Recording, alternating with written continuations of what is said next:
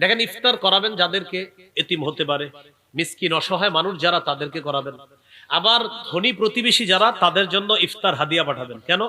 রোজাদারকে ইফতার করানোর সওয়াবটা এটা সবার দরকার আছে। এই জন্য প্রতিবেশী ধনী হইল বইলা যে তোর ধনী প্রতিবেশী পাঠাবো না, না না, পাঠাবেন। ধনী প্রতিবেশীকে ইফতার হাদিয়া পাঠাবেন, তিনিও আপনাকে পাঠাবে, তিনি যদি মন চায় পাঠাবে। ইফতার করানোর সওয়াব এটা আমরা বঞ্চিত হব না ইনশাআল্লাহ।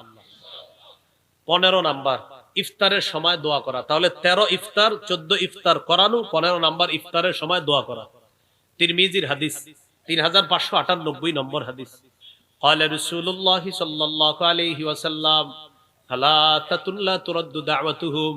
নবীজি বলেন, তিন ব্যক্তির দোয়া ফেরত দেওয়া হয় না। الصائم حتى يفطر। রোজাদার যখন ইফতারের সময় দোয়া করে, তার দোয়া ফেরত দেওয়া হয় না। 2 নাম্বার, ওয়াল ইমামুল আদিল। ন্যায়পরায়ণ পুরুষ শাসকের দোয়া। বলেন, পুরোটা বলেন। ন্যায়পরায়ণ, এই পুরুষ শাসক, এটা 3 বার বলবেন। ন্যায়পরায়ণ, ন্যায়পরায়ণ পুরুষ শাসকের দোয়া। কি শাসক? ন্যায়পরায়ণ পুরুষ শাসকের দোয়া কি দেওয়া হয় না? ফেরত দেওয়া হয় না। ইফতারের সময় বলবেন, আল্লাহ আমাদের দেশে আর যেন কোনোদিনও নারী শাসক না হয়। আর একটা দোয়া করবেন, আল্লাহ আমাদের দেশে একজন ন্যায়পরায়ণ পুরুষ শাসক দিয়ে দেন।